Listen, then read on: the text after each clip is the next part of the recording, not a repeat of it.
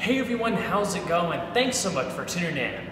For today's video, we've traveled all the way up to Ohio to get an up-close and personal, in-depth look at the all-new Aston Martin Vulcan, a new track-only supercar limited to just 24 units, all at around $2.3 million a piece. Huge thanks and shout out to Cleveland Motorsports in North Olmsted, Ohio for allowing us to come up here. For more information about their dealership and current inventory, please feel free to check out their website provided in the description box below.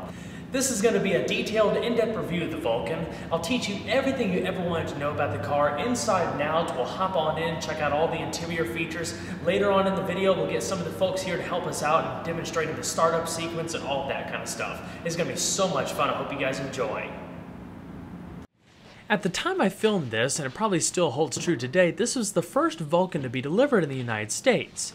It's finished in Fiamma Red, a brilliant metallic hue with tons of exposed exterior carbon fiber work. Inside, it's carbon fiber galore with a full roll cage and racing seats that are leather wrapped. There's red accents splashed across the seats and other trim pieces.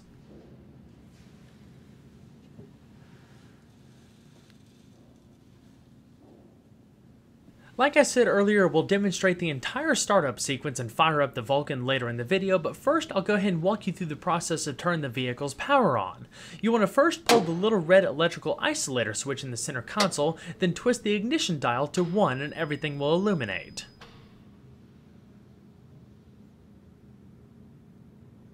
The Vulcan comes with 2 detachable steering wheels. The first is made by Sebelt and is used for transporting the car.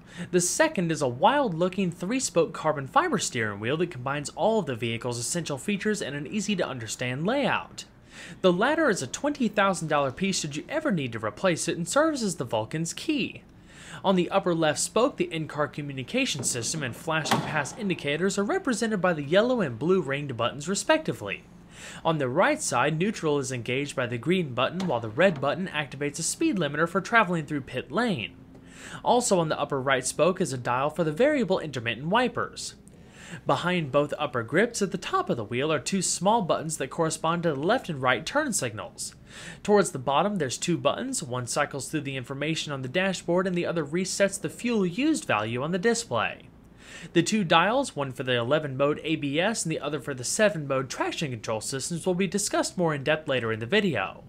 The paddle shifters are conveniently mounted to the back of the wheel so they're always within reach rather than being on the column, especially through the corners. The Vulcan delivers its power to the rear wheels through a 6-speed sequential transaxle.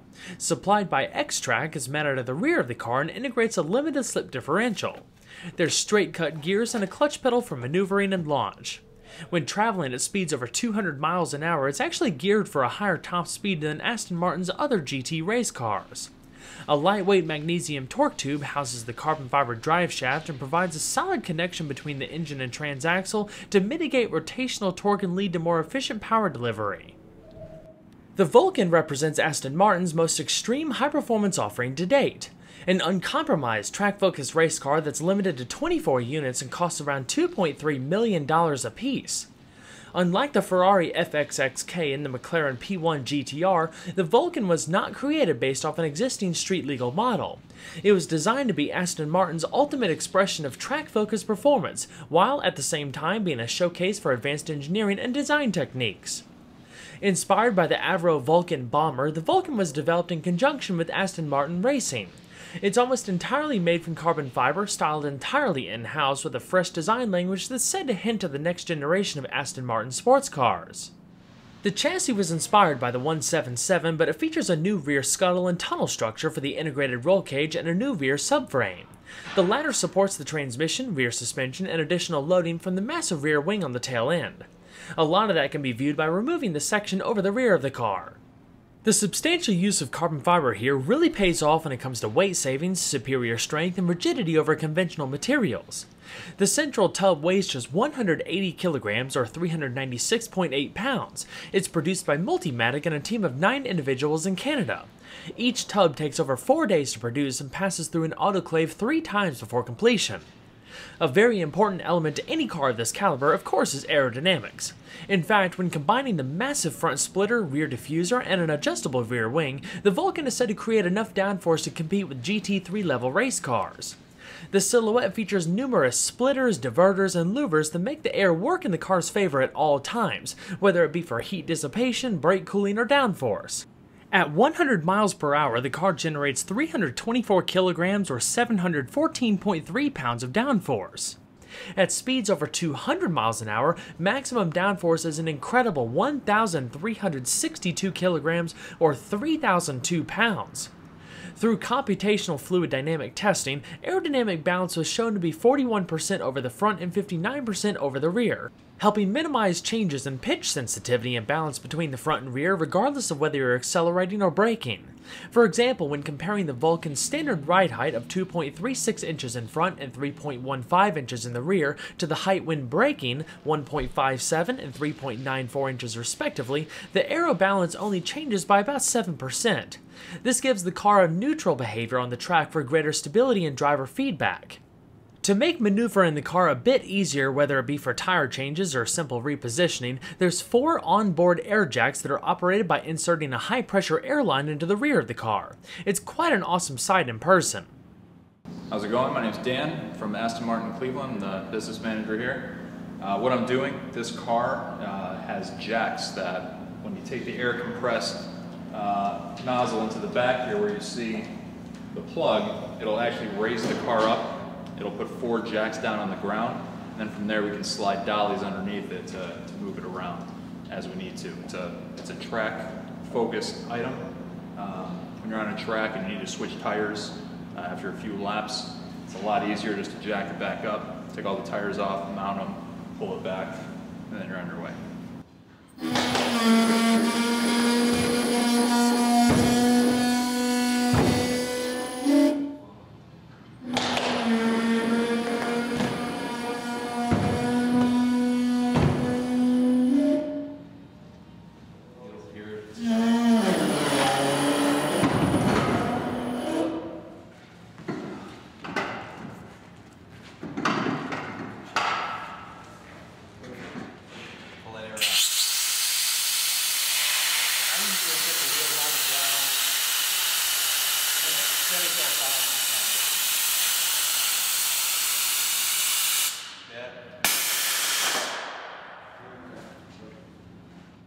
The styling and silhouette of the car is simply stunning, featuring a highly functional shape with a level of fit and finish and attention to detail you'd expect to see in any of Aston Martin's regular production models.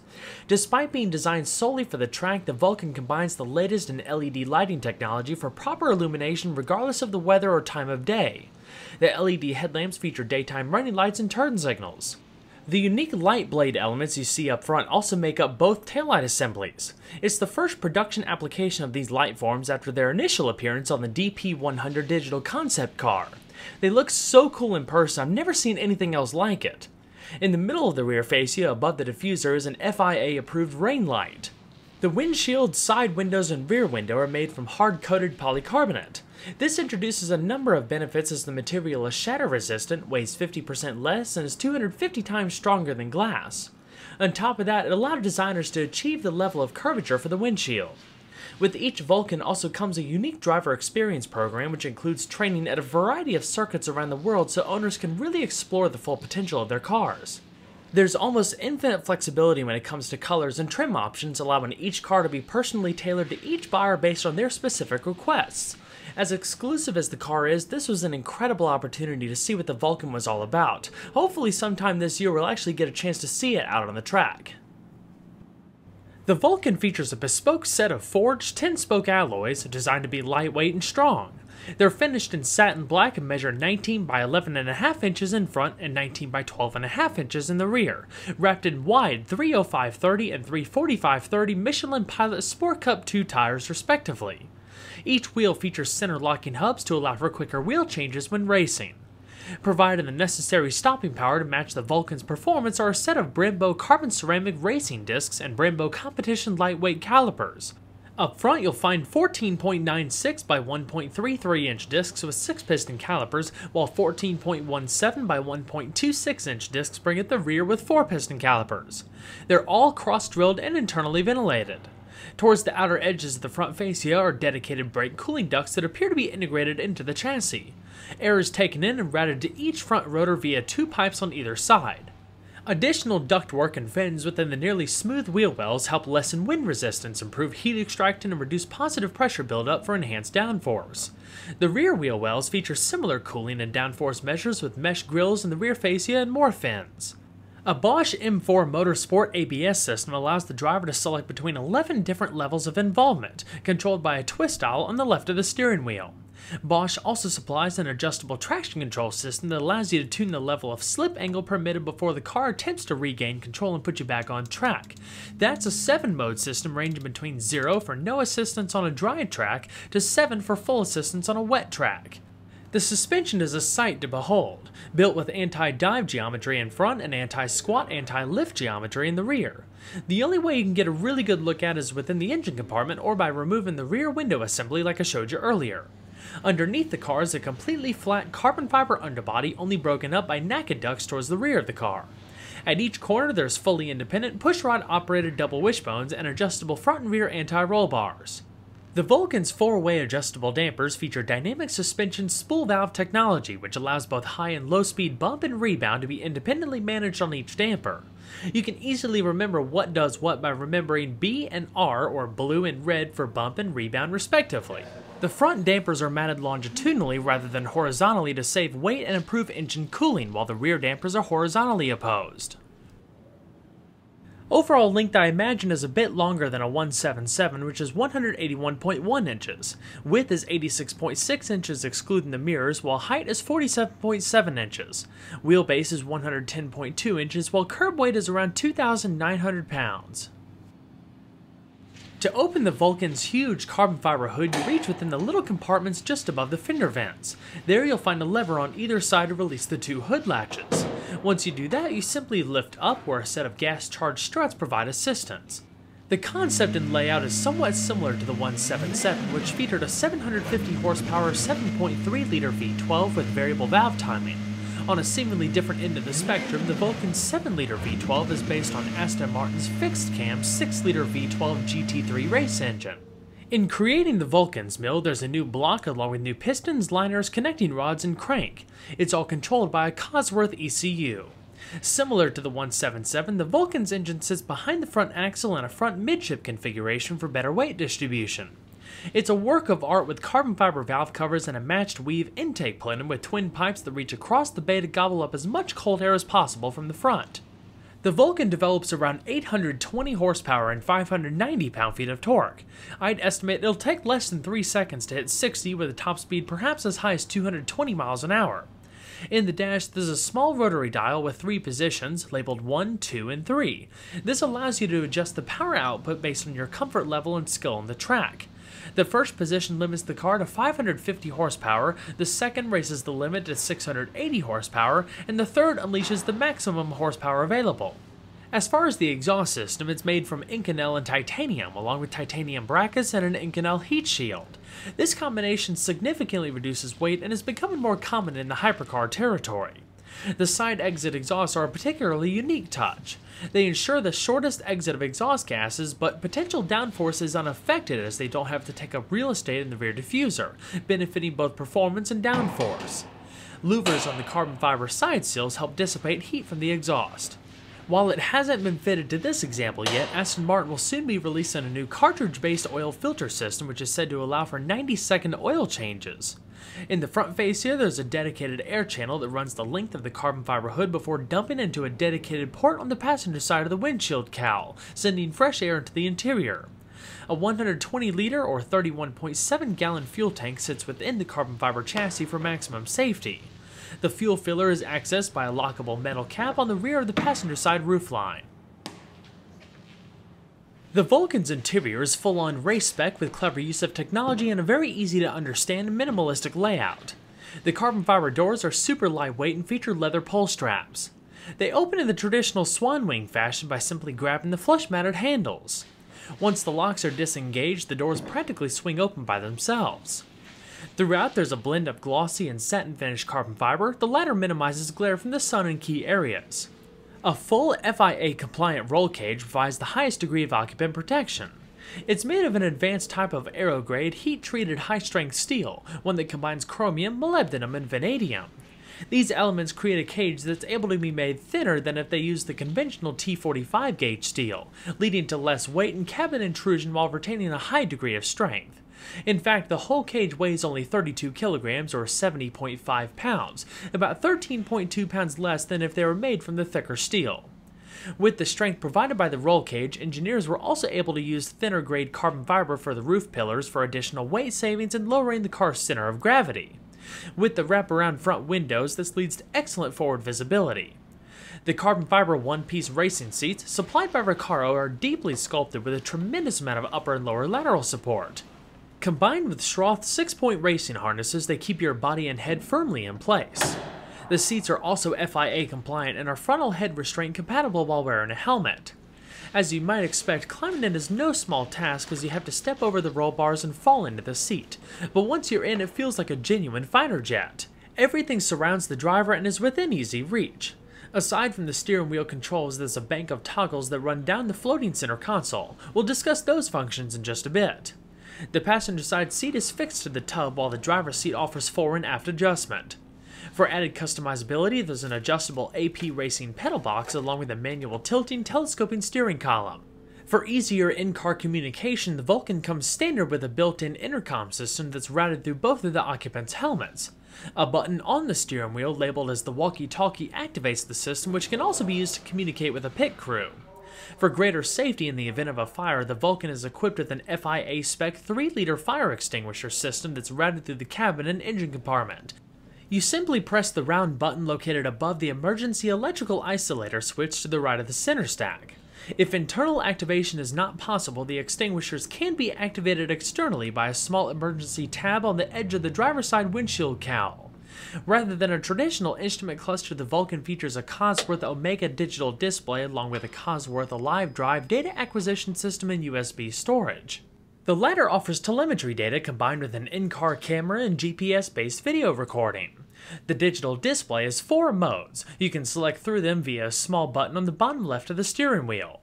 All 4 show the ABS, traction control, and engine mapping you have set, while only 3 show what gear you're in. The race screen shows essential information such as engine and vehicle speed, fuel used, and lap data. The dynamic screen shows tire pressures, while the system screen shows a selection of onboard system parameters such as oil pressure, oil temperature, water temperature, and more. Finally, the diagnostic screen shows a much greater range of vehicle parameters, giving you a highly detailed snapshot of everything that's going on at all times.